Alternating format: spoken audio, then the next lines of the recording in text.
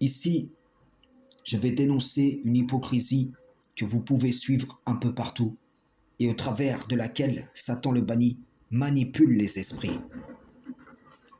Vous avez dû voir les prétendues muslimines pro-Palestine mettre en avant la partie des Yéhoudis qui sont contre l'État d'Israël. Et ces mêmes Yéhoudis se liaient faussement à ces prétendues muslimines car leur intérêt présent s'y prête. Étant bien entendu que je ne suis ni des uns ni des autres, que je commande le convenable pour les uns et les autres, et condamne le blâmable chez les uns comme chez les autres. Je dois dénoncer cette union trompeuse qui dissimule des dissensions profondes.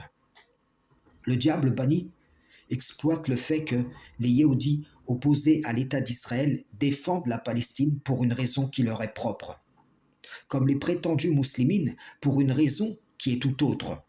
Seulement les Yéhoudis du judaïsme, comme les prétendues muslimines du sunnisme, chiisme, coranisme et ainsi de suite pro-palestiniens, ne sont pas des frères. Ils ne sont pas dignes de se réclamer d'Abraham.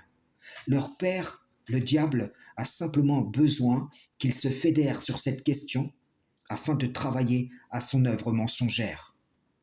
Mais s'il vient par exemple un faux messie et que ces Yéhoudis le reconnaissent comme leur messie, soit ils deviendront ennemis de ces prétendues muslimines aux intérêts présents convergents, soit le faux messie sera simplement le messie commun de ces légions du diable banni en ses adhérents au isme forgé sur le dos des écrits divins.